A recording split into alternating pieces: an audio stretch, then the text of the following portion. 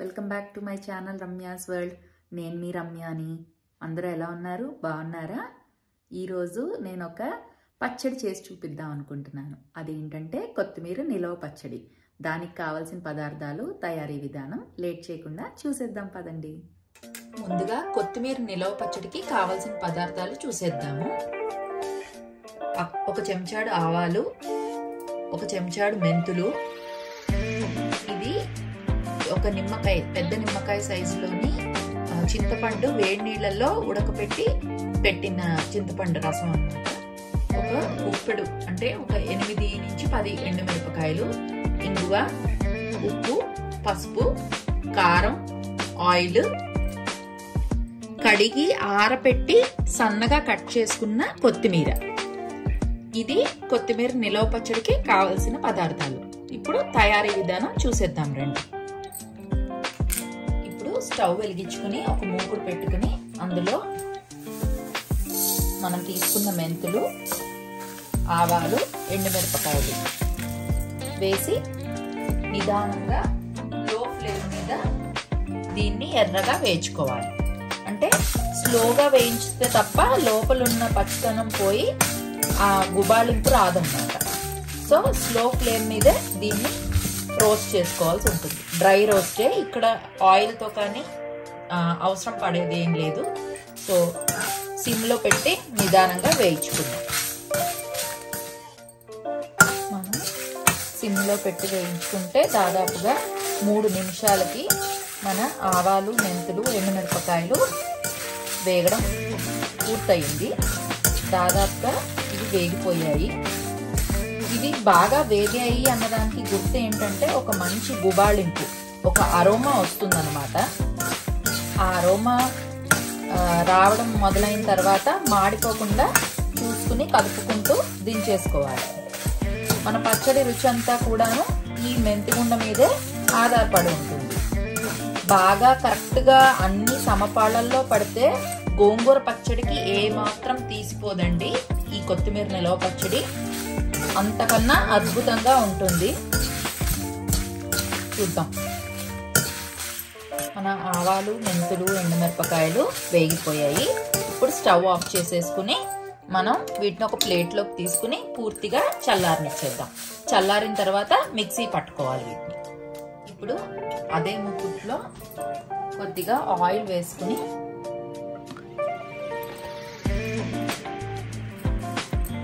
ఈ ఆయిల్ కాస్త వేడెక్కిన తర్వాత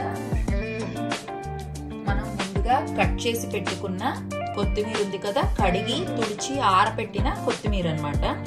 ఎక్కడ మట్టి లేకుండా, రాళ్ళు లేకుండా చూసుకుని శుభ్రం చేసుకుని పెట్టుకోవాలి. ఎందుకంటే కొత్తిమీరలో చాలా ఎక్కువగా మనకి మట్టి, రాళ్ళు అవి వస్తూ ఉంటాయి. అవి కరెక్ట్గా క్లీన్ చేసుకోకపోతే మాత్రం మన పచ్చడిలో తగులుతూ అస్సలు బాగోదన్నమాట. అందుకు ముందుగా కడిగి ఆరపెట్టి తుడిచాక అప్పుడు నేను కట్ చేసి పెట్టాను. ఈ ఆయిల్ వేడెక్కింది కదా, ఈ కొత్తిమీరని ఇలా వేస్తాను.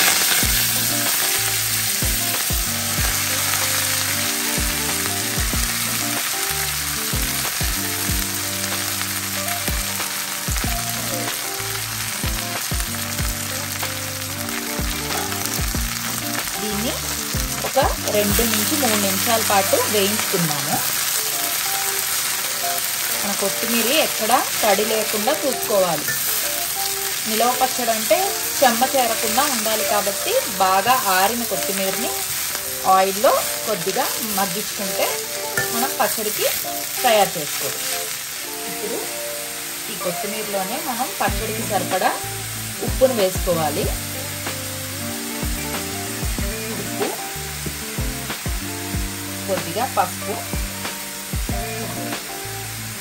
వేసి ఒకసారి కలుపుకుంటే దీంట్లో ఉన్న వాటర్ అంతా రిలీజ్ అయిపోతుంది. ఆ వాటర్ అంతా ఎగిరిపోయే వరకు మనం వేయించుకుందాం. 2 నిమిషాల తర్వాత చూసారు కదా, ఇందులోంచి వాటర్ అంతా రిలీజ్ అయింది. ఇప్పుడు ఈ వాటర్ ఎగిరే వరకు మనం కొత్తిమీరని మగ్గించుకోవాల్సి ఉంటుంది. అందులోనే మనం ముందుగా వేడి నీళ్ళల్లో నానబెట్టిన చింతపండు ఉంది కదా, దీన్ని కూడా వేసేస్తున్నాను.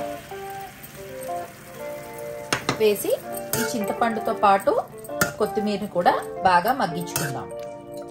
ఇది కాస్త దగ్గర పడుతుంది, చింతపండు ఉడికి ఆ రసం అంతా దగ్గరగా పడి ముద్దలాగా అవుతుంది. అందాక మనం దీన్ని మగ్గించుకోవాల్సి ఉంటుంది. ఒక 2 నిమిషాల తర్వాత మనం వేసిన చింతపండు గుజ్జు కూడా కాస్త దగ్గర పడింది. ఇప్పుడు మనం స్టవ్ ఆఫ్ చేసుకుని దీన్ని పూర్తిగా చల్లారబెట్టుకుందాం. చల్లారిన తర్వాత మనం మిక్సీ జార్లో వేసుకుని అన్నిటినీ కలిపి మిక్సీ చేసుకోవాల్సి ఉంటుంది. ముందుగా అయితే దీన్ని చల్లారిచ్చేద్దాం. ఇప్పుడు ఒక మిక్సీ జార్లో ముందుగా వేయించుకున్న ఆవాలు, మెంతులు, ఎండుమిరపకాయలు చల్లారాయి కదా, వీటిని మిక్సీ జార్లో వేసి మెత్తగా గ్రైండ్ చేసుకుందాం. ఇది ఫైన్ పౌడర్గా చేసుకోవాలి.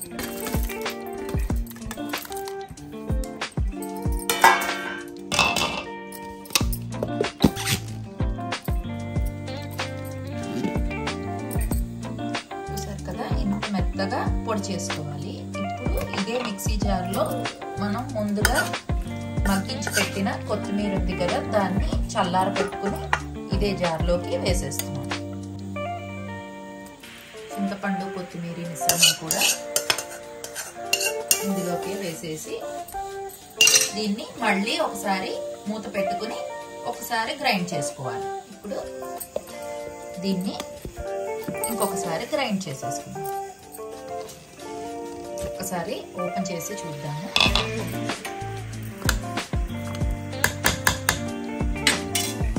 ఇప్పుడు ఇందులోనే టేస్ట్ బ్యాలెన్స్ చేయడం కోసం ఒక చిన్న బెల్లం ముక్క వేస్తున్నాను. ఈ బెల్లం ముక్క కూడా వేసి ఇంకొకసారి గ్రైండ్ చేసేసుకుని తీసేద్దాం. మెత్తగా గ్రైండ్ అయిపోయింది. ఇప్పుడు దీన్ని పోపేసి పోపులో కలుపుతాం. ఇప్పుడు మూకుడు పెట్టి దాంట్లో ఆయిల్ వేస్తున్నాను. కొద్దిగా 1 కప్పుడు ఆయిల్ వరకు పడుతుంది అన్నమాట. దీన్ని కొంచెం బాగా వేడెక్కనిచ్చేద్దాము. వేడెక్కిన తర్వాత పోపేద్దాం. ఇప్పుడు మన ఆయిల్ వేడెక్కింది. పోపుకి 1 చెంచాడు ఆవాలు వేస్తున్నాను.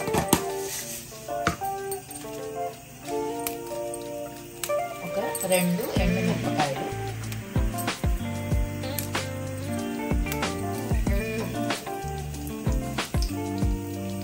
ఇవి బాగా వేగిన తర్వాత ఇంగువ వేసుకుందాం. ఇందులో ఇంగువ,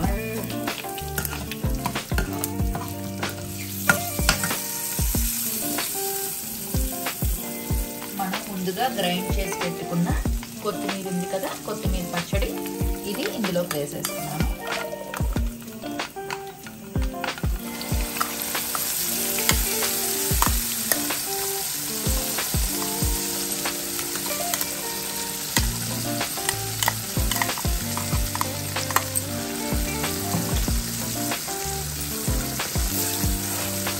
ఒకసారి బాగా మిక్స్ చేసుకుందాం. మనం పోపులో వేసుకున్న పచ్చడిని ఒకసారి బాగా కలుపుకుందాం.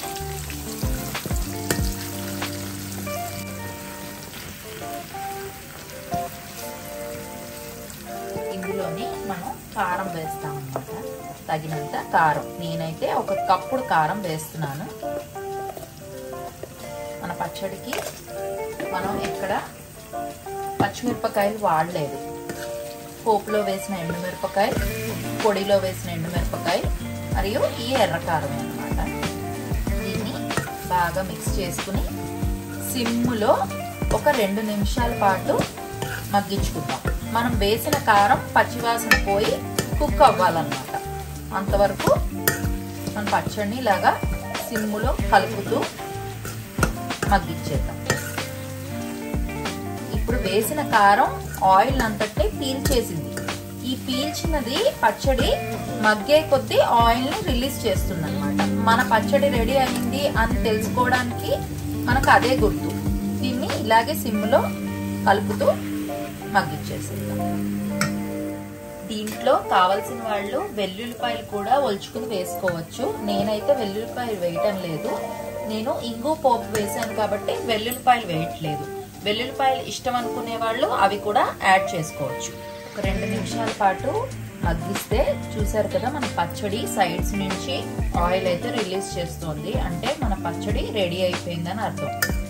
దీన్ని ఒకసారి 4 పక్కల కలిపేసుకుని స్టవ్ ఆఫ్ చేసేద్దాం. చూస్తున్నారు కదా గోంగూర పచ్చడికి ఏ మాత్రం తీసిపోదండి ఈ పచ్చడి. కొత్తిమీర నిలవ పచ్చడి అసలు మీరు ఎవరికైనా వేసి పెడితే మీరు చెప్పే వరకు కూడా ఇది గోంగూర పచ్చడి కాదు కొత్తిమీర పచ్చడి అని ఎవరు కలుపుకోలేరండి. అంత రుచిగా అయితే ఉంటుంది. పచ్చడి రెడీ అయిపోయింది. స్టవ్ ఆఫ్ చేసేసి దీన్ని పూర్తిగా చల్లారిన తర్వాత ఒక ఎయిర్ టైట్ కంటైనర్లో కనుక మనం పెట్టుకుంటే ఇంచుమించుగా నెల 15 రోజుల నుంచి 2 నెలల పైగానే ఈ కొత్తిమీర పచ్చడి అయితే నిలవ ఉంటుందండి. కాకపోతే మనం ఈ టేస్ట్ కనుక అలవాటు అయిందంటే అన్ని రోజులు ఉంచే సినిమాయే లేదు.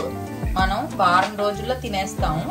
వేడివేడి అన్నంలో అంత పచ్చడి వేసుకుని నెయ్యి వేసుకుని తింటే అద్భుతంగా ఉంటుంది. పూర్తిగా చల్లారిన తర్వాత ఇలాంటి ఒక ఎయిర్ టైట్ కంటైనర్లో పెట్టి మనం తడి చేరకుండా చెమ్మ రాకుండా గాలి పట్టకుండా ఉంటే కనుక దాదాపుగా 2 నెలల వరకు నిలవ ఉండే కొత్తిమీర నిలవ పచ్చడి అయితే రెడీ అయిపోయింది. వేడివేడి అన్నంలో కొద్దిగా ఈ పచ్చడి వేసుకుని ఒక చెంచాడు నెయ్యి వేసుకుని తింటే అమోఘంగా ఉంటుందండి. స్వర్గానికి మెట్లే అనుకోవచ్చు. చూసారు కదా నేను చేసిన ఈ కొత్తిమీర పచ్చడి మీ అందరికీ నచ్చినట్టయితే కనుక ఈ వీడియోని లైక్ చేయండి, షేర్ చేయండి మరియు కామెంట్ చేయండి. అంతేకాకుండా నా ఛానల్ని సబ్స్క్రైబ్ కూడా చేయండి. This is Ramya signing off. Bye.